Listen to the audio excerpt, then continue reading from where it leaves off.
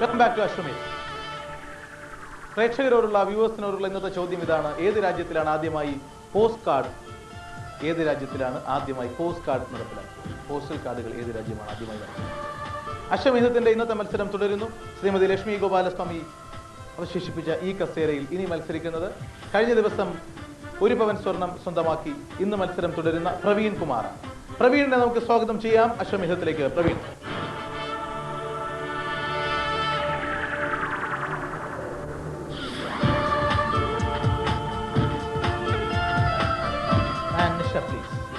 എന്തൊക്കെയുണ്ട് പ്രവീണെ മറ്റു വിശേഷങ്ങൾ?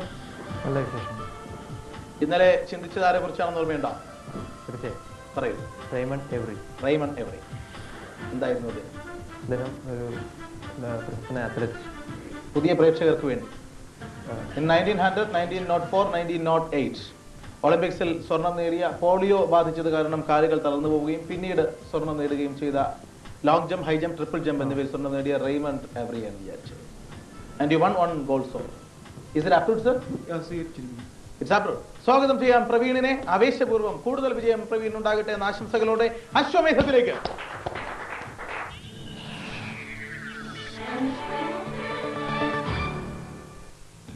ഇന്ത്യൻ? മലയാളി? അല്ല. നോ. South Indian?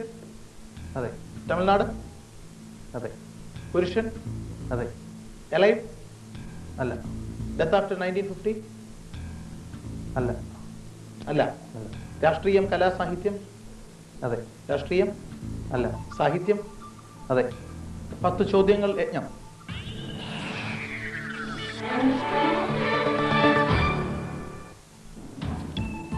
കവിതയാണോ പ്രധാനം സാഹിത്യത്തിൽ? Was A poet? അല്ല. ചെറുകഥ, നാടകം, നോവൽ? അതെ. ആണ്. നാടകം? അതെ. നാടകമാണ്. പക്ഷെ എന്തോ ഒരു സംശയമുണ്ടല്ലേ. 1900 ശേഷം വരണം? അതെ. തമിഴ്നാട് നാടകം. തമിഴിലാണോ നാടകം രചിച്ചിരുന്നത്? നാടക രചനയല്ല. അല്ല. നാടക രചയിതാവല്ല? അല്ല. അദ്ദേഹത്തിന്റെ പ്രധാന പ്രശസ്തിക്ക് നാടകവുമായി തന്നെ ബന്ധപ്പെട്ടതാണോ അദ്ദേഹത്തിന്റെ പ്രധാന പ്രശസ്തി? തീർച്ചയായും ആണ്. 16 ചോദ്യങ്ങൾ രാജസൂയ.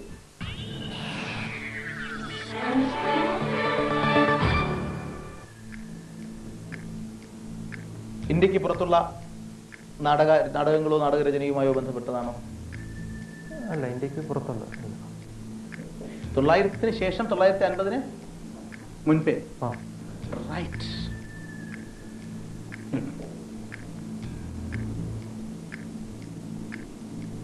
തമിഴ് നാടകവേദി എന്നതിനപ്പുറം അദ്ദേഹം മൊത്തത്തിൽ ഭാരത നാടകവേദിയിൽ തന്നെ അദ്ദേഹത്തിന്റെ സംഭാവന ഗണിക്കപ്പെടുന്നു. കർണഭാരം. ഞങ്ങൾ കോളേജ് പഠിക്കുമ്പോൾ അവതരിപ്പിച്ചിട്ടുള്ളതാണ് കർണഭാരം. മുരളി.